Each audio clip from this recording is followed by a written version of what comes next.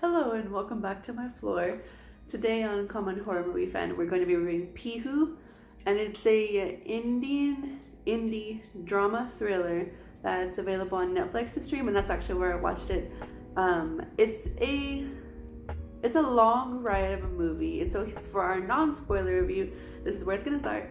It's basically what would you do if your kid was left home alone, and what if your child was a 2-year-old left at home unsupervised in a messy house for an entire day and almost night. Basically your child is alone, and so that already is just like anxiety inducing in itself. And as the story follows, just the main character Pihu, that's also like her actual name, so shout out to her. She's also carried the movie. She's a very good actor. I mean, not necessarily, because I don't know, I think when kids are that young, like she's 2 in the movie, when they're that young and they act like that, not when they act like that, but when they just act in general, I feel like they're just playing themselves. And I think she did a really good job at just basically just being a child in distress and just like, oh, like what the heck is going on, you know what I mean? Like she's just trying to like care for herself to some degree. I think this movie, I'm not sure about the runtime. I don't remember the runtime exactly, but I know that it is. I think it's over an hour and 30 minutes, so it's a pretty long movie. And you're probably just like, what more can I talk about? But trust me, if you stick around for the spoiler review, oh my god, there's a lot that happens. So if you are someone who doesn't want to be anxious an entire movie, I wouldn't recommend this movie for you. But if you're someone who does like a little bit of plot and then more just like I just want to know what's gonna happen in this movie, I recommend you watch it. Okay, now it's time for spoilers. If you don't want to know the plot of the movie and you don't want to know what happens, click off. Timestamps will be below if you need them. So this movie basically starts out as we just see there was a party. It was Pihu's birthday, and then so late night, and they follow like a little like a drawing or whatever, and like they're singing happy birthday to her, and she blows out her cake. And then the next morning, like we wake up with Pihu, and her mother is non-responsive. She's not waking up. Pihu's cries or like whatever she needs. So like that already sets like a bad taste in my mouth. It just makes me more anxious, and I'm just like, oh, like I don't want anything bad. Like me and my boyfriend, like me and John watched it, we just didn't want anything bad to happen to her. It was just like, oh, it was just like a ride you don't want to stick on for too long, you know what I mean? Like, when when you're on a roller coaster and it drops and you just have that stomach drop feeling, that's what this entire movie is basically. So the further we go on into the plot, we learn that basically that Pihu's mom thinks that the dad is cheating on her with one of her closest friends or whatever, and so because of that, we're doing a little bit of assuming here, and I'm thinking that like the mom had a mental illness or something along the lines, because we find out later on in the movie that she overdosed on pills, and she took like a huge amount of sleeping pills, and then she just didn't really care that her daughter was there, she's just like, you know what, like I'm so vindictive and so angry in this relationship, I'm not even gonna care about this kid, and that also just like I feel like that's also not very typical of just like Indian families and then other brown families in general, like you actually, to some degree, I mean, because some people are that vindictive and they're just like, like I don't even care anymore, like you're gonna deal with this kid, not me. But yeah, it just goes to show just like the selfishness that the mother had. But yeah, so again, we learned that like there's a phone ringing throughout the movie, and Pihu can't find it, and she ends up just going back and forth between upstairs and downstairs to get her little stool to reach on top of things. Like she does that to get like some water. The water's running, the tap's running from last night, and then eventually like it overflows and causes an electrical outlet burst later on in the movie. So yeah, she finds the phone, she answers it because it's actually her dad calling, and her dad's trying to talk to the mom. The mom's name is Pooja. And the dad is Gaurav. She's trying to talk to the mom because apparently like the dad and the mom had a big fight last night or whatever, and he's trying to make amends for it, but he doesn't know that Pooja's dead, that she killed herself.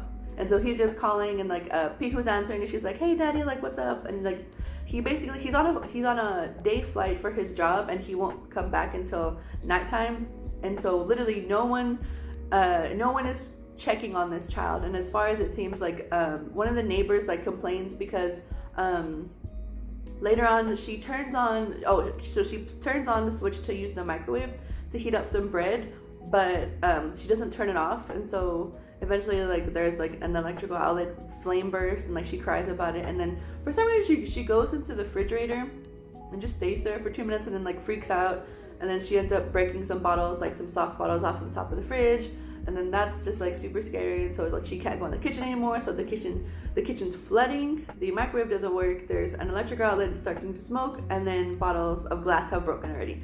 So those are already some hazards that, you know, our main character has to face. And then later on, someone sees, okay, so she tries to get, oh my god, there's another thing. Okay, so I'm kind of all over the place with this movie because I'm stating things a little bit out of order, but also it's just like, I want to tell you everything that happens because it's just so, not necessarily raw, but it's just like anything that little kids are basically always trying to murder themselves in some degree because they don't know danger, you know, they don't know fear until they learn it, until their parents teach them. And so she just, at one point she tries to drink floor cleaner, thinking it's milk, but like she spills it everywhere, and so she doesn't drink it, and so like that's already like a relief off her chest. But then she goes outside because she's trying to like play with her friends who like live in the apartments across from her, and for some reason the patio door's open.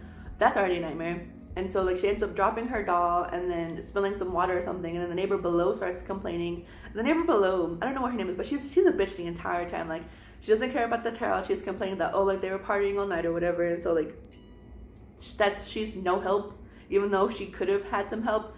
And then earlier on in the movie, someone tries to like drop off milk for the kid, and she can't open the door. She's not tall enough, and she tries multiple times. But you know, kids don't have a good attention span, and so like when someone knocks, she'll try to go. I think 3 times someone knocks to like drop off mail, drop off milk, and then someone just tries to come in and check on them because they know that there's a kid that lives in the apartment.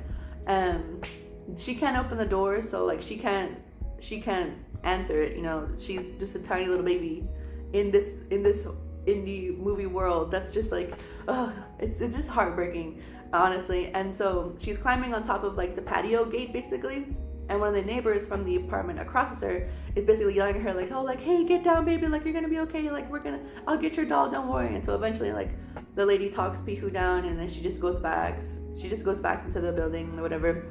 And then for some reason the iron is also left on, and she looks at it and she like tries to turn it off, but she ends up just like touching the hot plate and burns her finger, and she screams and cries. And that's literally one of the only instances where she does injure herself.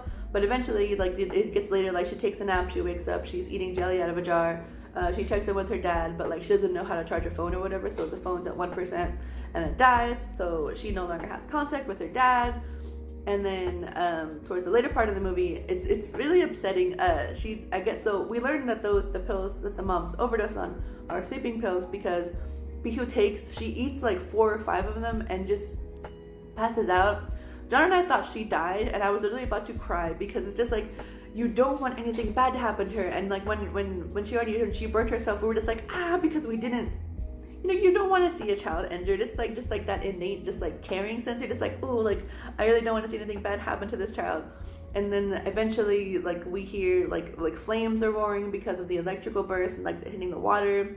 And so there's like smoke covered in the house, and like the Gurov comes home, the dad, he comes home, he breaks down the door because of it. Like people hear like the alarm ringing, and so they're trying to break down the door, but the dad comes in or whatever, and he sees like the mom dead, and they're like, oh, like where's Pihu, like where is she? Because we also thought she was dead, but she's not on the floor.